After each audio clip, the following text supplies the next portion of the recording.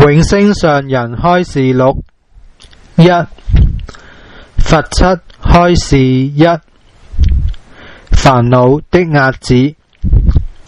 阿彌陀佛，今日係佛七嘅第一日，大家能夠嚟到呢度攝心念佛，功德係非常殊勝嘅，因為有咁多人容易攝心專心，就好似每點心光凝聚喺埋一齊，相互輝映。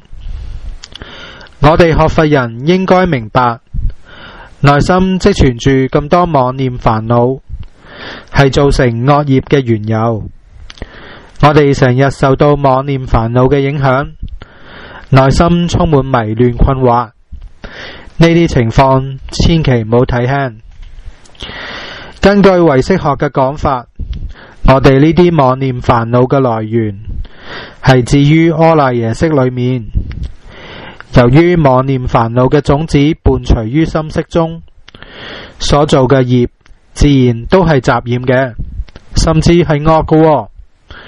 冇錯，我哋恆久以嚟所做嘅業係數之不盡，載滿於識田裏面，就如錄像機攝錄一樣，各種類型圖片都會有。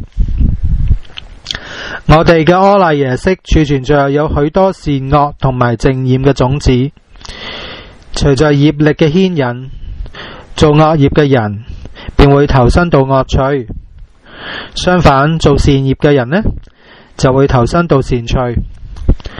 我哋應該知道，淨化妄念煩惱主要係在於我哋嘅心，心就係我哋嘅身口意三業行為嘅主宰，可以講得心亦都係我哋一切煩惱嘅根源。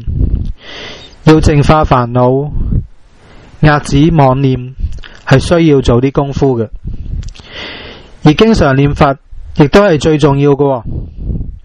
將念佛嘅種子根植於識田裏邊，經過長久嘅熏習，咁樣妄念煩惱就會慢慢咁轉輕，以至遏止。往生淨土嘅力量完全都係靠自己，並唔係依賴一個全知全能所支配嘅。呢啲我係應該要明白。世間上每一日都有許多天災人禍發生，我哋打開報紙，隨時都可以見到各式各樣嘅人間慘況。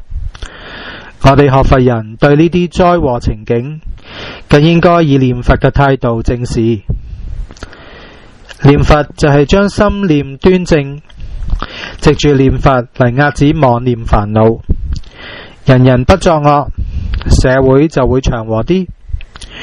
如果我哋學佛人沒有一顆至誠嘅心，就會受到外境所轉，而生起妄念煩惱。